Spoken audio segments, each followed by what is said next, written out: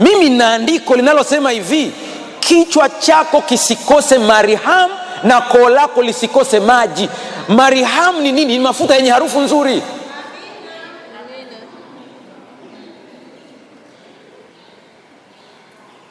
Wanaoruhusiwa kunuka jasho ni sisi tu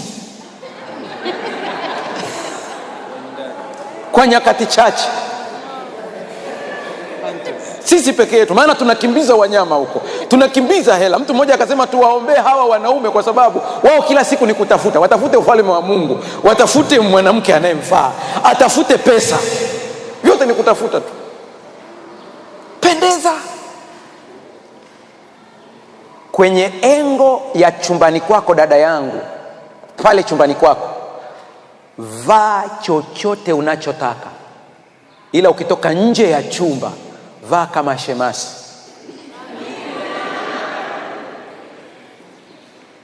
Tukikuona hivi tunaona shemasi anayeenda mbinguni huyu, ila ukajifungia pale chumbani kwako, pap, unaruhusa. Najua kuna mtu ananitazama, wewe mchungaji, haya yote unayatoa wapi? Kwenye Biblia? Unataka na hilo nikupe andiko?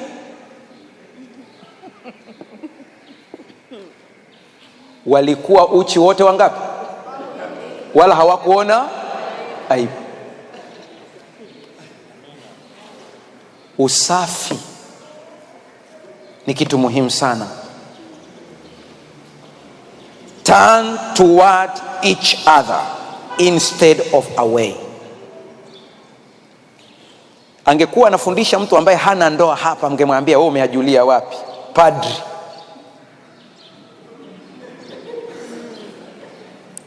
Mimi nina ndoa. Hii ni kanuni. Kutofautiana kwenye ndoa ni kawaida. Mkijikuta hamtofautiani kwenye ndoa, mmoja ni zezeta. Yaani hakuna uwezo wa kufikiri. Wewe una mke ndani ambaye kila kitu ni sawa. Baba, tupike maharage, sawa. Tule wali mwaka mzima, sawa. Tule saa 7 ya usiku, sawa. Yaani hata hakupi changamoto kidogo kwamba hii saa 7 ya usiku ni tumekuwa wachawi. Hapana. Na ukiona mwanamke anakukosoa, usikasirike, ni haki yake ya msingi kabisa. Mimi wakati naendesha mahubiri mara kadhaa kwenye television, mke wangu ananiambia kabisa, kabla ya kupanda mimbarani naomba upige video call nione umevaaje. Kuna siku moja akanielekeza, hiyo tai haendani na hii haendani na hii. Kesho yake nikasema simpigi. Nikapanda mimbarani hivyo hivyo kwa utaratibu wangu. Ndio siku niliochemsha kuliko siku zote, maana nilipiga kachumbari. Ni kwa sababu kwa asili wanaume hata rangi hatujui. Kama unabisha, wanaume mniambie hii rangi niliyovaa rangi gani? Blue. Umesikia majibu haya? Wanawake wao wanajua inaitwa blue gani? Navy blue. Umesikia? Wanawake wanajua navy blue, sisi tunajua blue. Mwache akukosoe. Bernard, kuna criticisms za aina kadhaa. Kuna constructive na destructive. Mwanamke akikukosoa wakwako uliyemwoa ni constructive. Hawa usiwaone hivi, wana wivu mpaka wa muonekano wako. Yaani kuna saa utaenda pale mbele, kwa mfano wewe ni mhubiri, nataka tu mfano, sijui kama utakuwa mhubiri au vipi.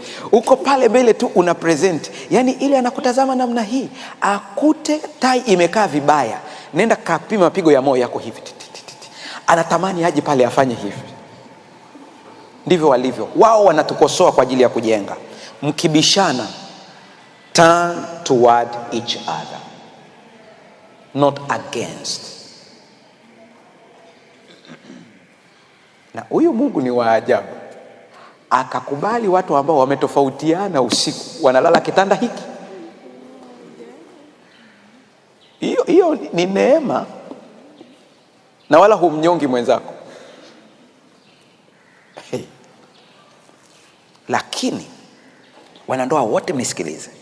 Mkitofautiana hizo tofauti zenu ambazo zinaruhusiwa na Mungu, ila msipigane. Msilale bila kuombana msamaha. Hiyo kitu kwenye ndoa futa. Unaweza ukaondoka usiku, unaweza ukajidai hapo, unasema simwombi msamaha, liwalo na liwe. Unalala ndio kimoja, huamki tena. Siku ya hukumu na ukikuta unafufuka, usianze kusubiri kitabu usomewe wewe ni wa wapi. Kuna vitu vifuatavyo vizingatie. Ukiona tu umetoka kaburini unasikia ule mji tuuteke, jua wewe ni wa shetani kabisa.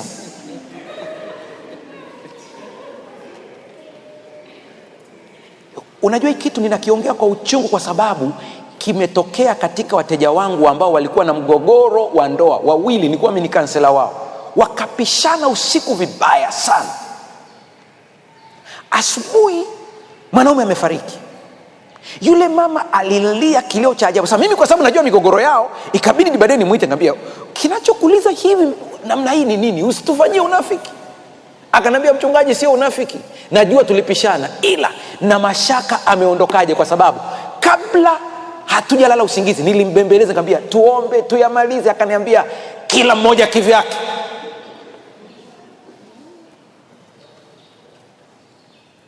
Usilale bila kumwomba mwenzako msamaha hata kama mmetofautiana. Let your partner influence you.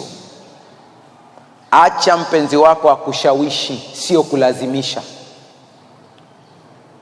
Sijui, labda ni mtazamo wangu, na kama mimi nimekosea na kuruhusu unikosoe. Mimi siamini katika watu wazima kulazimishana. Nimesema ni mtu mzima huyu, tumia nguvu ya ushawishi. Kaeni chini, mjadili, mueleweshane. Kwa nini hamtaki mlango utokee hapa? Na ukiona kitu kinaleta mgogoro kwenye ndoa yako, vitu vingine achia. Haleluya. Maisha ni mafupi haya kugombana, vitu vingine achilia tu. Kwanza, kwa taarifa yako, wale wote ambao mna ndoa za miaka mingi, kuanzia miaka 20 kwenda juu, zima data. Simu yako iko imeisha betri, si unazima data ili uanze kupokea vitu muhimu? Kuna vitu vingine potezea. Hawa kina Maua na Bernard wanaruhusiwa kugombania shuka kwa umri wao wa ndoa. Wao wanaruhusiwa. Nilitaka ya red, umeleta pinki. Yaani acha wabishanie. Una miaka 40 ya ndoa unagombania rangi ya shuka. Imeletwa blue, sawa. Imeletwa red, sawa. Kusanya nguvu, uishi kwa raha siku zilizosalia. Haleluya. Shawishianeni na sio kulazimishana. Ukiona jambo linaleta mgogoro kwenye ndoa yako, kubali kuachilia. Wakati mwingine tatueni migogoro yenu, msilimbikize mambo. Ni hatari kuweka vitu moyoni. Mnavyoona watu wanagombana kwenye ndoa zao, kile kilicholeta ugomvi sio sababu, kuna mkusanyiko wa vitu. Watu wanagombania eti wanasema ameniudhi sana. Nini? Chakula kina chumvi sana. Mgogoro sio chumvi sana, kuna vitu vimekusanya.